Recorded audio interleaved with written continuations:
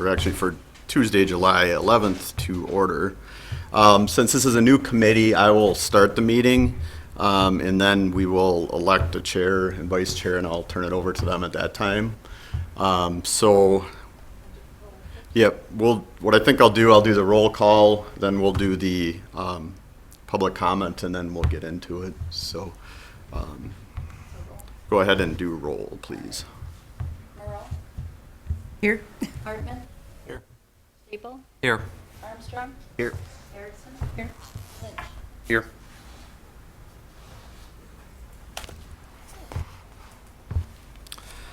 All right, so before we get into the new business, we have public comment.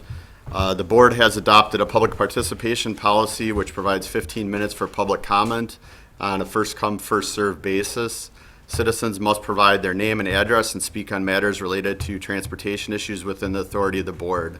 Statements should be addressed to the board members and not to staff. Items that are on the agenda should be addressed at the time the item is read, not during the open period for public comments. Statements are limited to 3 minutes, and citizens may only provide comment one time unless permission is granted. So I believe we have one person here to speak, so this would be the time if you could step up to the mic on the podium there and give us your name and address, and then you can proceed. Hi, I'm Jolene Cornice, and I live at 510 Congress Avenue. I am here about our intersection on Congress in Wisconsin. I have lived in my home it'll be 20 years next August, and every year we have a series of major accidents on the corner of Wisconsin and Congress. There's stop signs on the Congress side, but not on Wisconsin. So between Murdoch and New York, that is 2,600 feet, and cars fly down that road. It's been dangerous for years, and they just have been completing the new road construction. And with this road construction, it's a beautiful road, but now that there's no potholes, it's even worse. And on my days that I've worked from home, I've been able to hear the construction guys yelling at cars to slow down. We're continuously yelling at them. They're going faster than the speed limit. Every house on the corner of Wisconsin and Congress has had a car hit their trees or hit their house. I have some pictures to show how people leave stumps, 6-foot stumps in front of their house instead of cutting the tree down to protect their home, and that I have for you guys to look, and you'll be able to see just how dangerous it is. We are asking, especially with the new school down at the end of Jackson that's on Jackson and Congress, that we have a 4-way stop implemented on Wisconsin and Congress to slow the traffic down. There's going to be a lot more kids that are going to be crossing, going west on Congress at that corner, and with the dangers of the speeding traffic, I feel like it's only a matter of time that something seriously happens with children. There's a lot of kids in our neighborhood, and they widened Wisconsin now, so a lot of front yards are a lot shorter, and they do not have a lot of backyards. We have noticed kids about getting hit on bikes in the past and crossing the streets. And actually, I'll let you know, I just about witnessed a 9-year-old on Wisconsin in Congress where they had the flashing light now. She almost got hit. I was coming from south going north in that middle lane to turn onto my road. She pushed the button, the traffic coming south stopped, but a guy from the side behind me didn't see the flashing, didn't see her. Luckily, she stopped right in front of my car.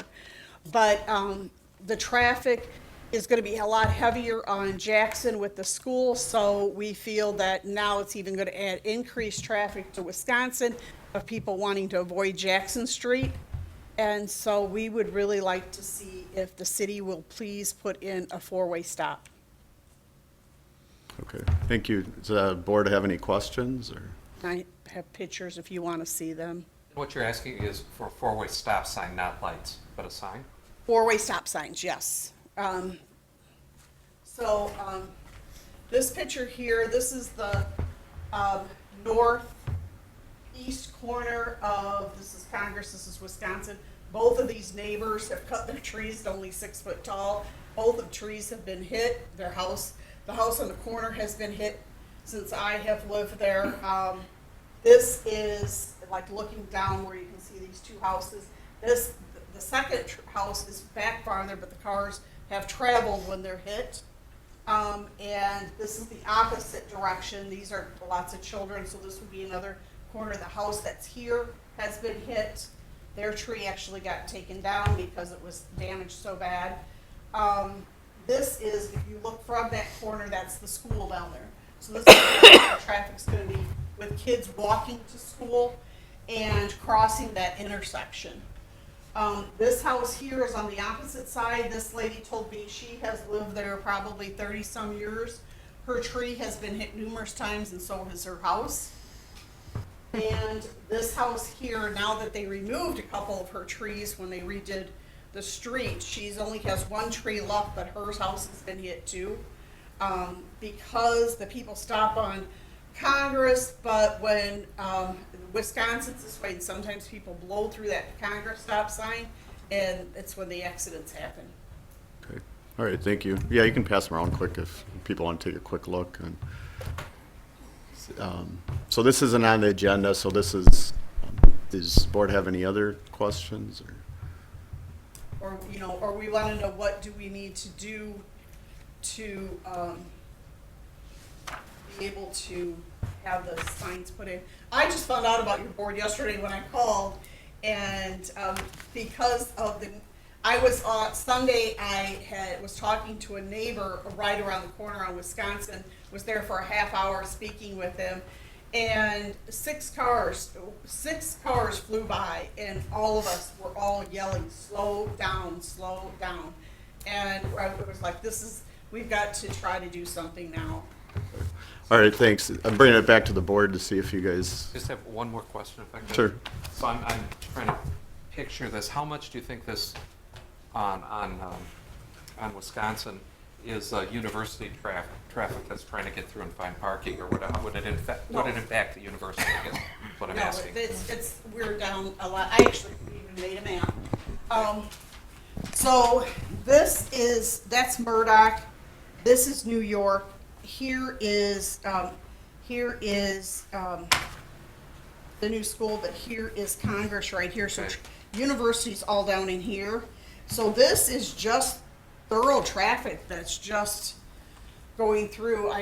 The Liang's guy, we're constantly yelling at him because he goes through there pretty fast too. Who guy? Liang's, the The restaurant, delivery. okay. But no, they start out at, because that's the only 2 stop signs, and it's like they're on a racetrack.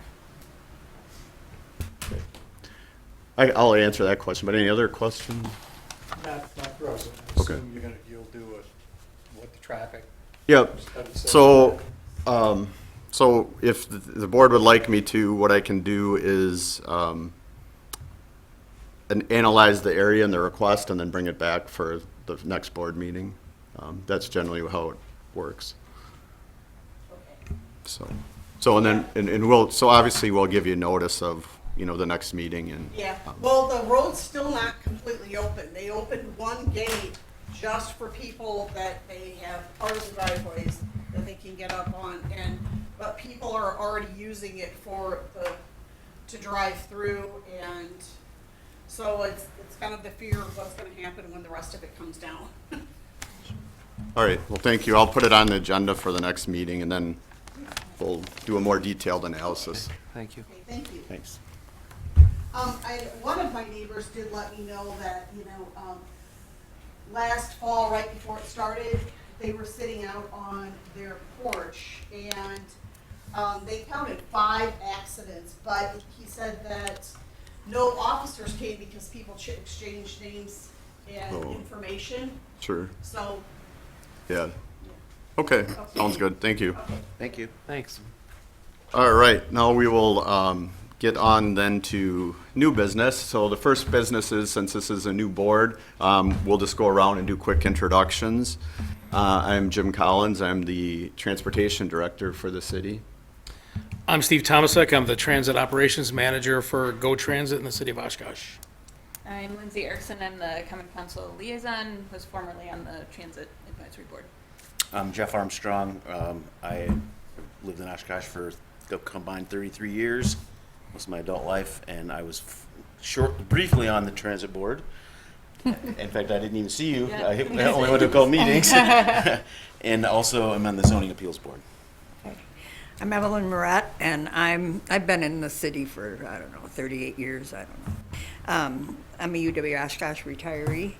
I used to ride transit to work every day, and that's how I got involved in the Go Transit Advisory Board, and then moved over applied for this one to be in the transportation when transit merged or whatever we did. I've lived in Oshkosh for 45 years. Retired UW Oshkosh. The job I held the longest there was the College of Business. I'm Jim Staple. I'm with Kits and File. Lived in Oshkosh a long time. And I was on the parking utility when there was a parking utility, and then the traffic advisory when we merged into that. I'm Sean Lynch. I am the owner of Winnebago Bicycle, and I was also on the Bicycle and Pedestrian Advisory Board. Great. I'm Jane Weber, the Administrative Assistant for the Transportation Department. So welcome, everyone. So we have currently it's a 5-member board, and with 2 alternates, and I believe the other alternate's getting appointed tonight, so we should have a full board by the next meeting. So that'll be good. And so the next order of business then would be, and just for anybody that's watching that isn't aware, the transportation, this is a new committee which resulted in essence, the combination of the Traffic and Parking Advisory Board as well as the Transit Advisory Board and the Bike and Pedestrian Committee. Council felt that it would be more efficient to have one transportation committee for everything related to transportation. And then also as part of their board and commission study, one of the recommendations was to consolidate as well as to reduce the size of the board so that it was a little more feasible to get a quorum and also to get more participation, as we were seeing less applicants for these voluntary boards. So obviously we appreciate everyone's contributions, as this is, everybody is volunteering their time for the betterment of the city. So the first order of business then, after introductions, is the election of a chair and vice chair. So once we elect a chair, then I'll turn the meeting over. So I guess the first question was, anybody willing and able to take over as a chair? And then I've asked Al if I could nominate him for chair, and he said yes, so I'll do that. Okay. All right. So we have a nomination for Al Hartman for chair. Do you have any other nominations? Evelyn, you would chair one of the boards. I was chair of the Go Transit Advisory Board. Yeah. Well, I could do the vice chair one. I don't know. Do we need a full? Yeah, we need a chair Election. and a vice chair. Okay, put me on against Al. Okay. Hey, isn't that what it is? That's why I raised it. I knew Yep. you've been chair of one, Yep. so I thought. Yep. So are you interested in being chair or vice chair, or which one, or what are you thinking? Well, I would prefer vice chair at this point. Okay. Neither one are that much work. Okay. You just kind of do the meeting. Luckily, Jane does most of the work. So do we? Can we propose that as a ticket then? Sure. I think. So I guess so we have a nomination for Al Hartman for chair. Do we have any other nominations for chairperson? Okay. If none, then let's vote first on Al Hartman as a chair. So could you call the roll, please? Merritt, I vote yes. Hartman, Yes. Staple, Aye. Armstrong, Yes. Erickson, Aye. and Lynch. Aye. All right. So congratulations, we have a new chair. So can I nominate Evelyn? Yes. Okay, I would like to do that. All right, so I'll do this and then I'll turn it over to Al. So we have a nomination for vice chair as Evelyn Merritt. Do we have any other nominations? All right, seeing none, call the roll for the vice chair. Merritt, Aye. Hartman, Aye. Hinkle, Aye. Armstrong, Aye. Erickson, Aye. Lynch. Aye. All right, great. So congratulations to both of you. I'll turn it over to Mr. Hartman to continue here. Thank you. So discussion and meeting format? Yeah, Mind. so the main thing that I wanted to bring up, I think the format we have is working well. We generally, we do the, start the meeting, then we allow the public comment, and then you can kind of see the order we follow here. I think it's good. Our boards all previously had, I know Transit and Traffic did have an opportunity, like we heard today, for public comment, which is good, because then if people need a place to voice their concerns, they can do that. We previously, the Transit Advisory Board did not. Recently, the Traffic and Park Advisory Board did the Pledge of Allegiance at the beginning of the meeting, so that was one question. Is there a desire to do that or not? I guess would be the first question, or the second question. What was the first question? Well, the first question is, we do the public comment first, so is everybody okay with kind of the flow of the meeting? That's fine. Yes. Okay. And then the second is, I don't know what the board's desire is, if you want to do the Pledge of Allegiance. I know we do it at the council meetings. This was the only board that did that. I guess there's nothing wrong with doing it, but I don't know if, it's up to the board. I'm fine either way. Is there a flag? Oh, it's way up there, okay. Personally, don't think it's necessary, but I don't either. Yeah. I don't either. Okay. We were the only ones doing it. I mean, if everyone was doing it to be consistent, I'd say yes, but since we're Yeah. not, since we did, Right. everyone else is, I don't think we need to. Okay. Yep. We will not have that on the agendas then. So I think those are the only questions I had. Okay. The next new business then is angled parking request on East 9th Avenue, east of South Main Street. Yeah, unfortunately, this meeting and the next one, they're gonna have a couple things that we're a little bit behind on. This would be one of them, because the road has been reconstructed. If you go down to, let's see if that's the wrong file. Here we go. This just kind of shows you, this would be South Main, and this would be East 9th Street. So this road was reconstructed with the Sawdust District being a development on this side of East 9th. And then this road, 9th, is now the main street that goes to the Pioneer, or the former Pioneer property. So that'll be the main route for that. We don't know exactly what's going to happen there, but assuming it develops at some point in the future. So this road was reconfigured. So this is the part by Main Street, and then it connects. This is the rest of the road going to Pioneer Drive. So when it was reconstructed, the developers of the Sawdust District and city staff determined that there was a need for on-street parking in this area. So this angled parking area was added. So obviously, as the construction and design went on, they saw this as an opportunity. So what we need to do is to designate the no parking and the parking regulations in this area. And then I'll just kind of show you here. This was, obviously, it was there before. It was a dead-end road. Now it's a two-lane road with turn lanes at the intersection. There's a straight, a right, and a left turn lane here, and then one oncoming lane heading east. So the reason there are the left turn lanes here is because it lines up with the left turn lane on the west side of the road, so that vehicles are not offset. That's generally how we try to design intersections now. It's safer, so you don't make left-hand turns where you can't see the car in the curb lane. So what we're asking to do is to designate that angled parking, and I have the dimensions on your agenda. So it'd be angled parking basically north side from 282 feet east of South Main to 532. So that would be this area here that the green is. And then no parking from the end of this green area to Pioneer Drive. And the reason for that is just because it is curved like that on both sides. And then no parking on the south side.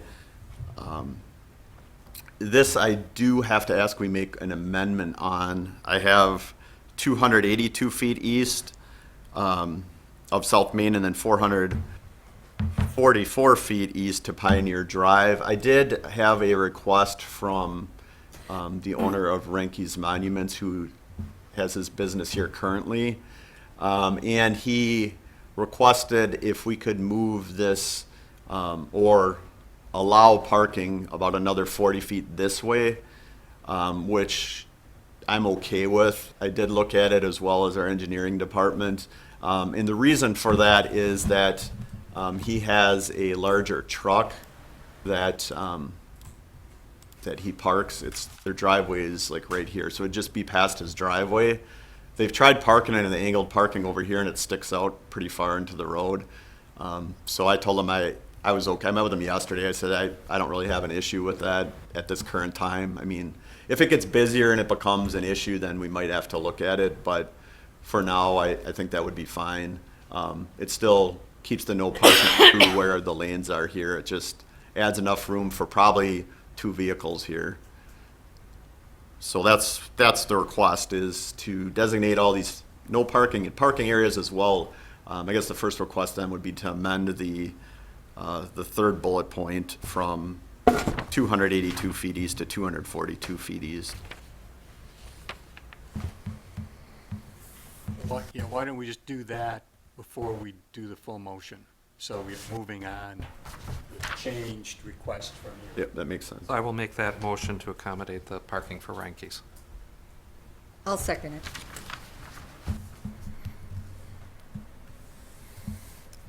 You take the roll on the amendment. Aye. Hartman. Aye. Aye. Armstrong. Aye. Harrison. Aye.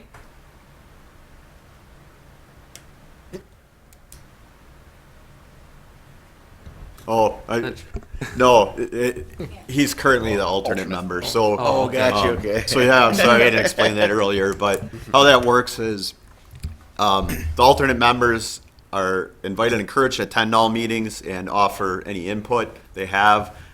They just can't vote as part of the 5 members unless somebody is not here, which happens quite frequently, so I'm sure we're gonna have. So that makes more sense now when you said there's 5 people in the Right, committee, there were but 6. somebody's being, I'm like, wait, there's 5. Yeah. So there's 5, There's regular members. 4 members and 1 alternate today, okay. Thank you. well, no, there's No. 5. Members here and 1 alternate.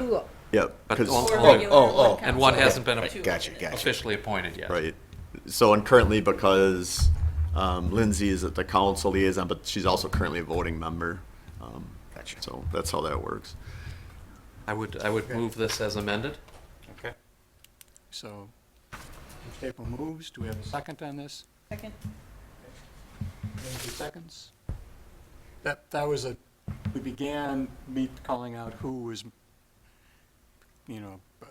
making the motion and seconding, just to make it easier for Jane in terms of, because she may be looking down sometimes and can't, doesn't recognize the voice. So I will continue to do that. Do we have any other discussion on this item? Do you have to call roll on the, yeah, you gotta call the roll on the amended, yep, on the, On the full motion? yep, on the full, right. Merritt. Aye. Hartman. Aye. Aye. Armstrong. Aye. Harrison. Aye. All right. Item number 5 is the Central Street, West Nevada Street yield and right-of-way intersection Yeah. related to the new school. Yep, so some of you were, well, I can't remember, a couple of you that were on the transportation or the traffic and parking review board remember previously, in conjunction with the new Val Phillips Middle School, we voted and council approved flipping the one-way streets of Kentucky and Central. So there are going to be a couple actions in this meeting and the following meeting related to that. Unfortunately, I couldn't get it all done in time for this meeting, but the first thing we'll need to do is, it's the simplest way to explain it, I'll get into a little bit of the detail, but is we are, with flipping those one-way streets, we have to change where the stop and yield signs are. So currently, Kentucky yields to Nevada, so we need to change that so Central will yield to Nevada. And currently, Central stops for New York, and we'll need to change that so that Kentucky stops for New York. So what we're doing here is designating Central and West Nevada as a yield right-of-way intersection, and removing the same on Kentucky and West Nevada. So that would be the first action. Do we have a motion? So moved. Jim? Moves. We have a second? Second. Jeff? Jeff, seconds. Aye. Aye. Hartman, Aye. Staple, Aye. Armstrong, Aye. Erickson. All right. So we have a number of staff statements. Yeah, well, Busy today. yep. So that was the only formal action today, and the reason the stop, like I mentioned, we are flipping the stop signs as well, but the reason that didn't need a motion and an ordinance change is because New York is already designated as the through street at Central and Kentucky. So in essence, I can just move the stop sign over to the one way that'll be going into New York, which will be now be Central. So we don't need to do an ordinance change with that, as it's currently New York is the through street on both those intersections. And then we'll flip the one way as per the previous approvals. And then at a future meeting next month, my sign supervisor and I have been looking at it. We met with the school's facility person on Friday, so we're just working on, we have our recommendations as far as where we're gonna put loading zones and the bus loading zone for both the school buses and the city bus potentially, as well as we need to redo all the parking regulations because the streets being flipped, obviously that's gonna affect which side of the street you can park on, and it's also going to affect where all the signs are because they're all currently on the wrong side of the street. So we're working through that and also working with the school district to kind of see that we're on the same page. We kind of have our thoughts on what makes the most sense and see if they have any different thoughts based on their usage and their layout of the new school. It's going to be challenging the first year. I know OPD's met with the school officials as well, because this first year they're going to have the Bell Phillips, the new middle school, as well as they're going to be operating Merrill as an elementary school. So we're going to have all that staff and all the parents kind of in those two areas. Not that they weren't before, but it's going to be different. And with Webster Stanley, those elementary kids going over there, there's going to be a year of transition, I think. And the new school's laid out well. We're just going to have to kind of see how things go, and we might have to make some adjustments once we find out what's happening with traffic and the pedestrians and bicyclists there. And then we'll also, next year, then we'll probably have to make a few more changes once they move the elementary school kids back over to the new elementary that's replacing Webster Stanley, and then there'll also be that athletic complex where the current elementary school is. So there's going to be a lot of moving parts over the next year or so with that project. So that's kind of what I have for traffic currently. While I'm thinking of it, the other thing with traffic that is the road diet on South Main Street from South Park to Waukau, that will be coming yet this summer. They are anticipating August, September-ish.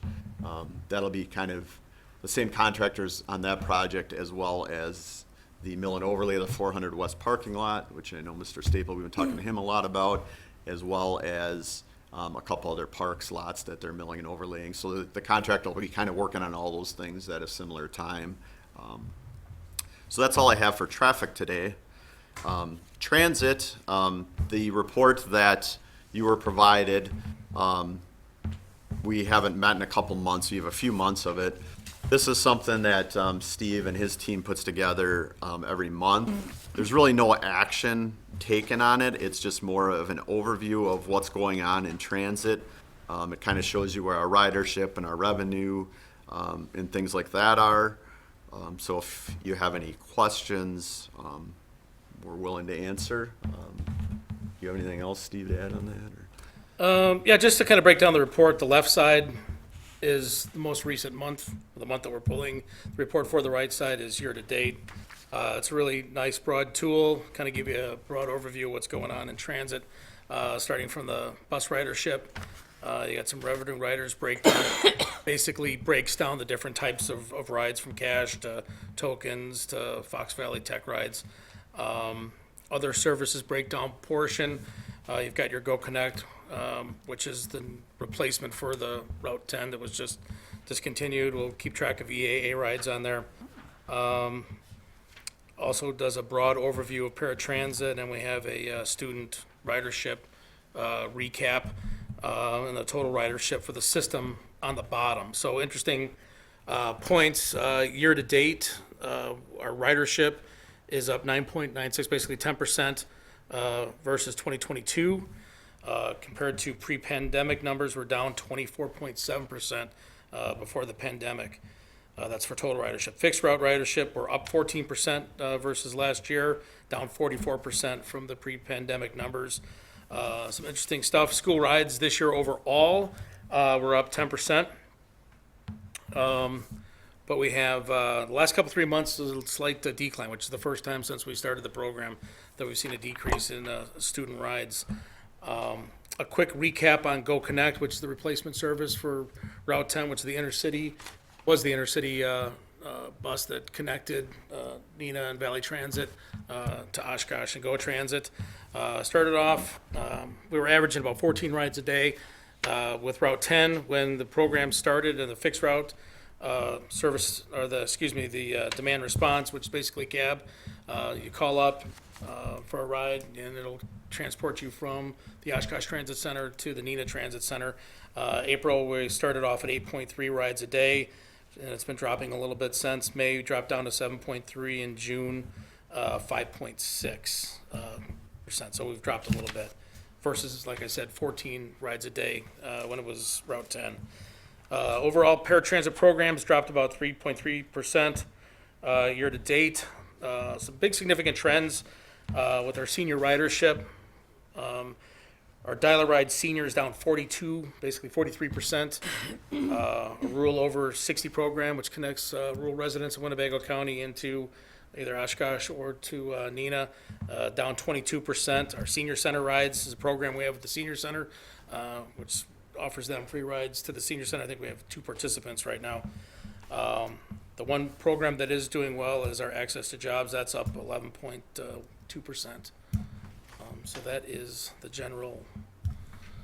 All new to me, Steve. Sure. So these are probably stupid questions. No. But, so if I'm just looking at like March 2023, am I seeing that the student ridership is about a third of the ridership, 12,600 out of 36,000? Am I reading that correctly? For March, what are you comparing the? March 2023, just Okay. for the 1 month, to see if I'm reading the report right. So if you go down to the bottom, the line above total ridership under student ridership, so for the month of March, the total ridership was 12,682. You go to the right column, year to date through March was 39,522. So that's the cumulative between January through March. Okay, but what I'm asking is the bus ridership at the top, the 36,000, is that what's divided? I haven't done the math. Is that No, what's so you'd divided add- out below? We're talking 53,000 for the. Yeah, so that's combined for, so the way the report reads, the student ridership is not included with the regular bus ridership. So that would Okay, be, so you add those Yeah. in. Okay, but the revenue riders is a breakdown from the bus ridership above? correct. So 25,000 paid out of the 36,000, roughly shown. Out of the 36, yes. Okay. And then some of those last programs you talked about, are you sending out a bus, or are you using the cab service, or what are you doing, like for the people that want to come to the senior center, the people that are rural, or how Sure. is that working? So we got a couple different scenarios there. So the seniors center rides are through our fixed route bus service. Okay, so they can go to a bus stop and just get on and it's free? Yeah, so you'd have to apply at the senior center. Okay. And you can get a pass for that, and they can get rides to and from the senior center. The rule is part of our paratransit program, which is for our non-ambulatory riders that's, who can't participate in the fixed route service. So our rural programs are for people, it's funded primarily through the county, but through people within Winnebago County who need transportation into one of the cities, whether it be Neenah or Oshkosh. Okay, and they just get a cabulance or something like that? Correct. Okay. Yeah, you've got ambulatory, non-ambulatory, so either could go with a sedan, or the non-ambulatory riders use, right now they're using vans, wheelchair-capable vans. Okay. And it's the same for Go Connect, which, since you asked about, that's actually a good place to insert that as well. That is currently cabs on, so they're scheduling their. That's the Neenah Oshkosh Yeah. one? Okay. So what Steve was referring to previously, so I know you guys, a lot of this is going to be new for everyone, but previously we had a fixed route bus that went from Oshkosh to Neenah and vice versa, and it was on a schedule all day, every day. However, through talking with the county, they a lot of discussions, it was decided to replace that with now it's basically similar to paratransit. You call and you schedule a ride a day ahead of time, and it's a cab, either a sedan or a van, depending if you need And wheelchair. there's just some fixed rate for that? Yes. Yeah, $5. $5 a ride each deal. way. Yeah. For everybody? Because it had to cost you a lot more to run the bus than that. Yep. Yeah, and that actually, I was gonna bring that up. So like Steve went over the ridership for that program. We're currently, that program currently goes through April, or all through the end of March of 2024. So the county's currently doing their budget, and we're having discussions with them about what the future of that is. We recommended extending it another year because we only really have 3 months of data right now, and just at least getting another year of data on it. However, we'll see where that goes with their budgeting process. I know that it's been a challenge, so we'll have more discussions and we'll keep you updated on it. But right now it goes through March of '24. Okay. Thanks, Steve, I appreciate you there. Yeah, I was gonna say, if you have any questions on the report, feel free to reach out to Steve or Jane or I ahead of the meeting, or bring the questions to the meeting. If there's any topics that you or the board would like to be more educated on, or would like us to do a little bit of training on, we're willing to do that as well. I know in the past, like for our transit advisory board, we've done a presentation on paratransit, what it is, what we're required to do, what we do. So we can do any of that, whatever you guys are interested in, just let us know, and we can obviously put something together and answer those questions. Are there any other questions on the transit board reports? Okay. Can I ask one more question Yeah. about the Go Connect?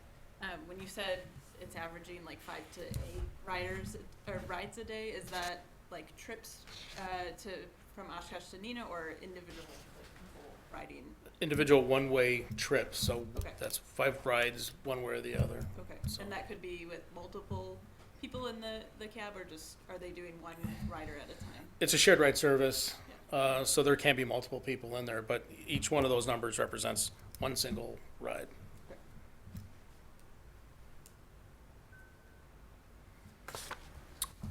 All right, and then the other update I have is we are currently working on our transit development plan. We've hired SRF consultants in conjunction with our East Central, our metropolitan planning organization, I guess, has hired them. They're working with us on updating our transit development plan. And for those of you that aren't familiar, what that is it's approximately every 5 years, it's kind of like our strategic plan for Go Transit. We look at our whole system, we look at the routes, we look at our schedule. Depends on what's all going on at the time, fares. Kind of takes a comprehensive look at transit in the city. It'll look at this microtransit pilot, see if maybe that's feasible to offer that in other areas we have demand for service where we don't have service, and it'll make some recommendations. So at some point in that process, they'll probably present to this group, but right now we're in the preliminary phases where they're doing their background. We also are having stakeholder engagement meetings. I know Lindsay was at the last one, and I think we invited Evelyn. If anybody else is interested in attending those, just let us know, and we can obviously get you as part of that group. So that's in the preliminary stages. It probably won't be finished until next year for sure. But we'll see what comes of that. But that's a pretty big, exciting project. The other thing that's going on with transit, our phase, what we call phase 1 of our downtown transit center, is probably 95% complete. They're just putting the finishing touches on it. And that was kind of renovating our platform. We added a what we call a comfort station, but basically it's a break room and restrooms for the transit operators, as well as we now have a customer service window there. We only currently staff that on Wednesdays. We did staff it every day for the first 2 months. However, there just wasn't the demand, so we're staffing it on Wednesdays. Obviously, we have our office, which is open the rest of the time. We are now working on what we call phase 2 of the transit center, which that'll add an additional platform, as well as a public facility, which would have a climate-controlled waiting area and public restrooms, which we know is good and bad, but I think it's needed. So we do have, fortunately, I have good news to report that we had enough. We're thinking it's going to be about $4 million. We had some transit designated ARPA funds that the feds have allocated for that project. And then we did get it's called 5339, but anyway, it's a capital grant for the rest of the project. So we have funding for it now.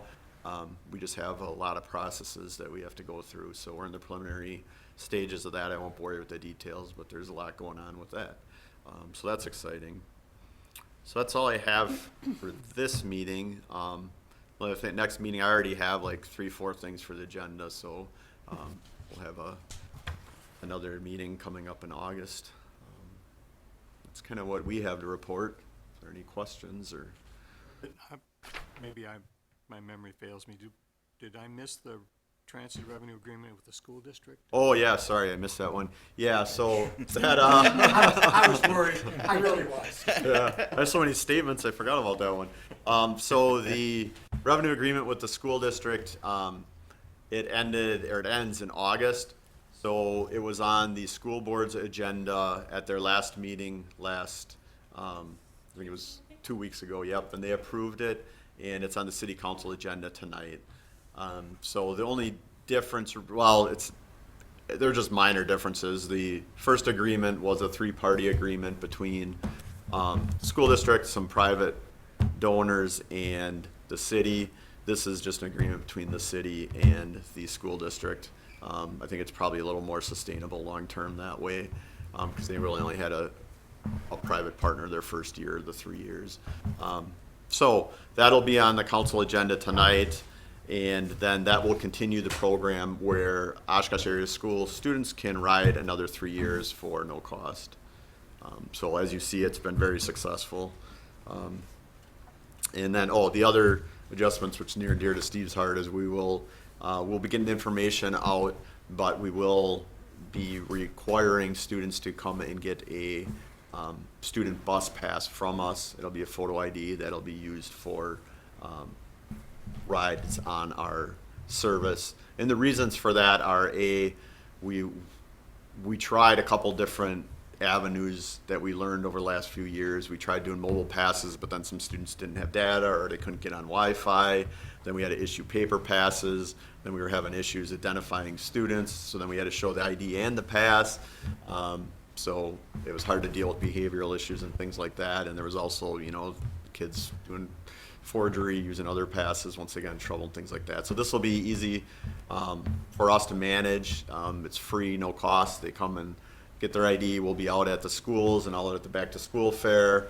And we'll also be offering them, pass just for temporarily. If we come to that case where they weren't able to get to the pass quite yet, they'll be able to get a real temporary student pass until they can get that picture ID. So I think that'll help us a lot better manage our side of the program. So that was the other change that'll be coming up. Will that also help? I know we had some behavioral issues that we talked about at the last transit meeting that I was actually part of, but is that expected to kind of quell some of those with Yeah, Discipline issues? this? yeah, so some of the background, we had a lot of issues, and we had a hard time, I mean, with the thought in mind that we're a public transit agency. So we want to provide this service to the students, but lost in all this is we're a public transit agency and other people are using this service. We've had some flare-ups and we had a difficult time. The school board was reluctant to pass along student information. The police department would go along with any citations, but unless they're over 18, they're not really able to give us private information. So we had a really difficult time controlling the service or what's going on our buses. So we started taking the extra, Jim kind of referenced some of the steps, kind of mitigate some of those issues. We were able to start take control, remove problem students off the bus, and we started doing that, then things started getting a lot better. So purpose behind this program is it's issued by Go Transit. There's a picture ID. Parents are gonna, consent to the use of this. We'll have an address, so if we have a suspension, we can formally mail a letter of suspension to a student. We'll have an actual picture where we can identify.